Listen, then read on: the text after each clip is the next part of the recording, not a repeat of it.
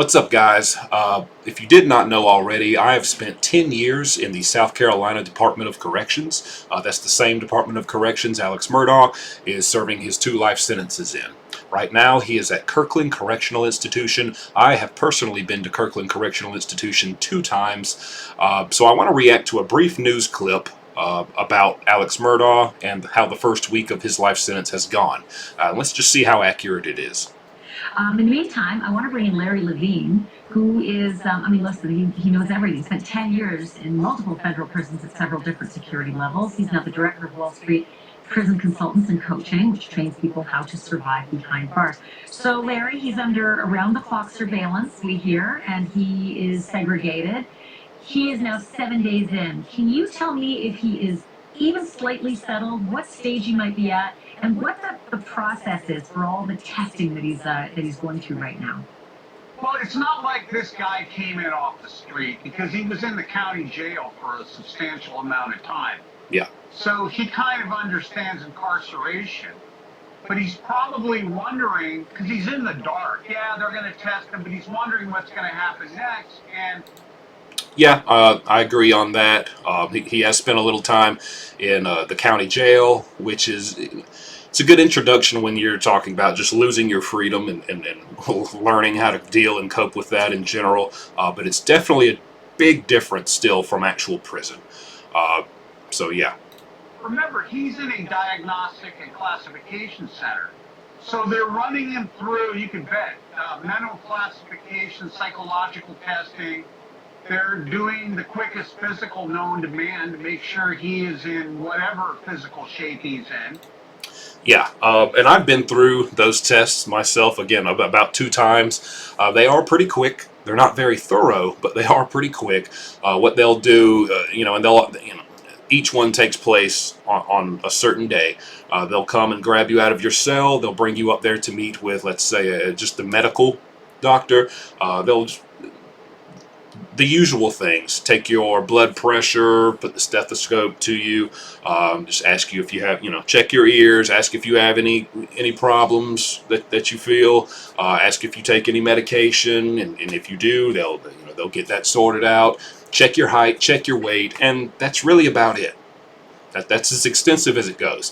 For the mental evaluation, all they really do, they'll sit you down and just ask you a few questions. Some are pretty, run-of-the-mill normal questions, and then they'll get a bit more, along the lines of, do you see people and hear people who aren't there?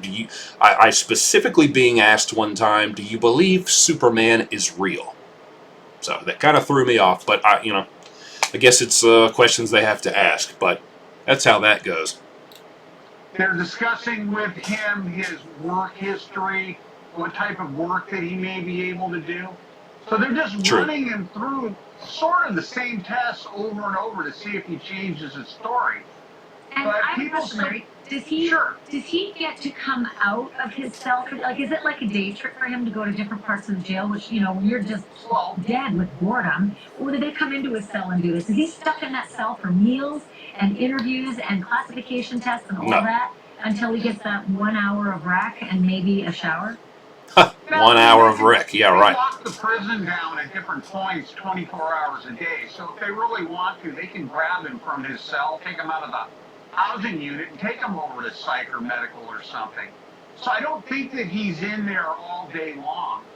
But he'll have maybe an hour a day of free time that he can get out of his cell. The only difference is the guy's not... Well, as for that hour of free time, and with all due respect, it's hard to say, get it 100% accurate.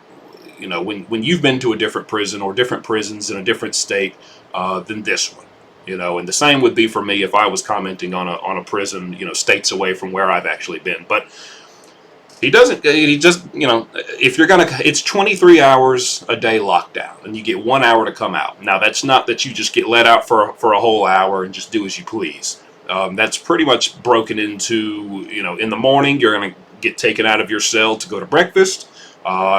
Same for lunch, and same for dinner, which is usually about anywhere from 3, 4, 5 p.m.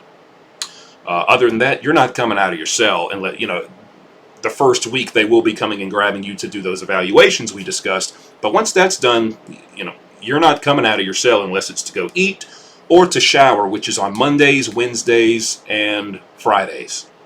And then on the weekend, you don't come out of your cell at all. Saturday and Sunday, you do not come out of your cell at all.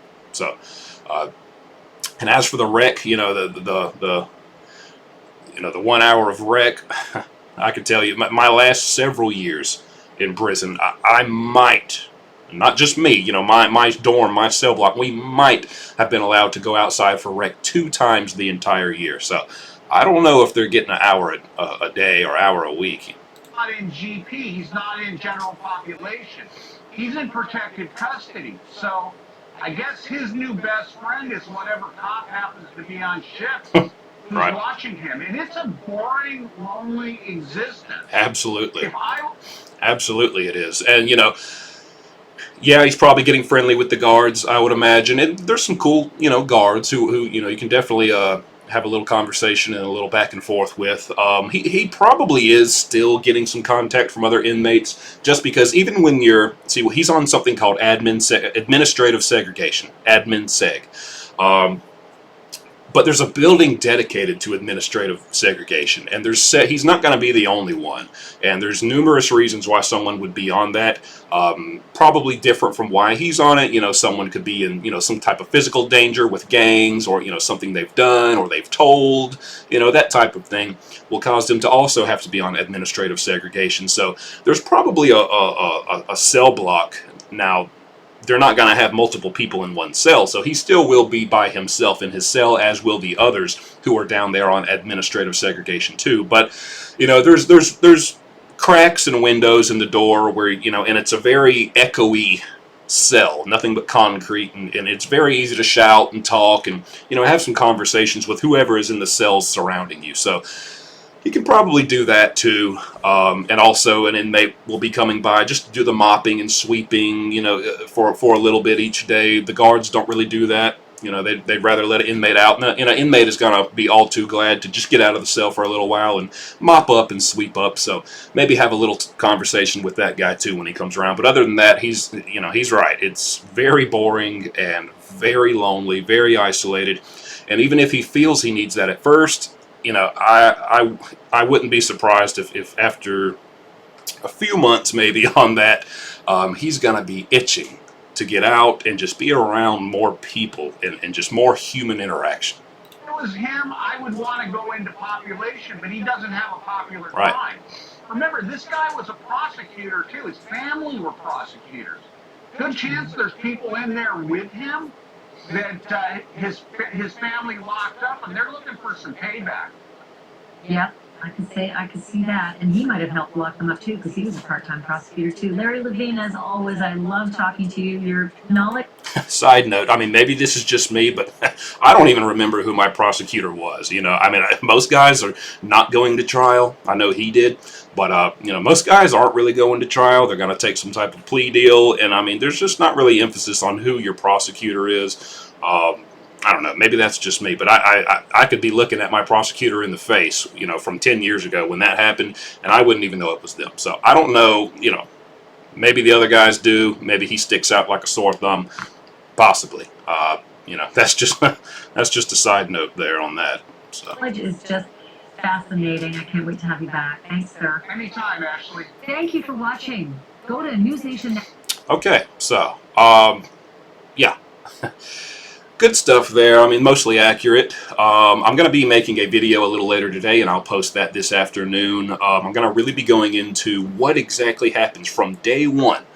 Once you arrive at Kirkland Correctional Institution, what exactly they go through, and a lot of things that I don't think I've heard anybody cover, because, you know, they haven't been there. So be looking for that later today, and I'll give you a full, more in-depth video about what really goes on there.